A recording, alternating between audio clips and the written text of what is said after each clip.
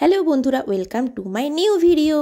সকালে উঠে ফ্রেশ হয়ে রেডি হয়ে আমি চলে যাচ্ছি বাজারে। একটু সবজি বাজার করব আর একটু কিনবো ইলিশ মাছ। আমার সঙ্গে আছে দুটো চারানা আটানা, ওদেরকেও আমি নিয়ে যাচ্ছি আমার সঙ্গে। যেতে যেতে আমাদেরকে স্টেশন ক্রস করতে হয়, আর সেখানেই চলে এসেছে ট্রেন।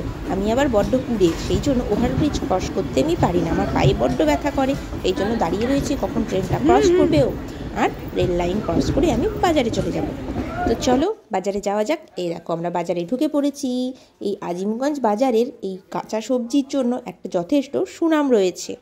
এই আজিমগঞ্জের সবজি বাজার থেকে চারিদিকে সবজি বেরিয়ে যায়।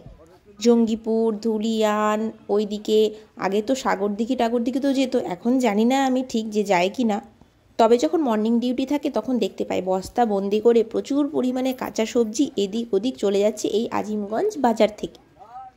আমি নিজে সচরাচর যে দোকান থেকে সবজি কিনি আমি সেই দোকানে ঢুকে পড়েছি, আর আমার বেশিরভাগ কেনাকাটাটা আমি এই দোকানে কমপ্লিট করে নিয়েছিলাম। 50% কেনাকাটা আমি এই দোকানেই করে নিয়েছিলাম। এখান থেকে আমি নিয়েছিলাম করলা, বিনস, গাজর, ক্যাপসিকাম, ঝিঙে, কাঁচা কলা, এটসেট্রা এটসেট্রা। এনার কাছ থেকে নেওয়ার একটা কারণ হলো ইনি আমার শ্বশুরবাড়ির পূর্ব পরিচিত।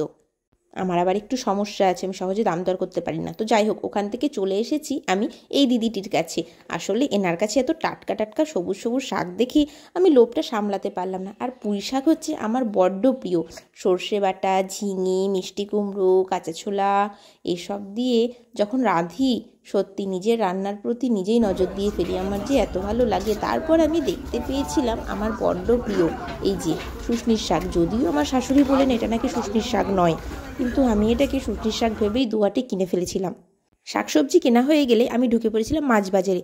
কিন্তু মাছ বাজারের ছবি তো আমি নিতে পারবো না, ভিডিও করতে পারবো না, যেহেতু সেটা তখন পলিসির আন্ডারে চলে আসবে, ফেসবুক পলিসির আন্ডারে। সেই জন্য আমি মাছ বাজারের কোনো অডিও ভিডিও নিইনি।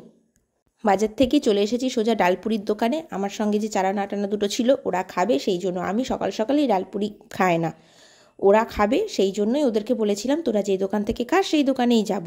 তো যাই হোক, ওদের জন্য খাবারটা নিয়ে নিয়েছি। এবার চলি বাড়ি। টাটা, বাই বাই, আবার দেখা হবে পরের ভিডিওতে। এখন বাড়ি গিয়ে তো রান্না বান্না করতে হবে নাকি? তো চলো তোমরাও লেগে পড়ো।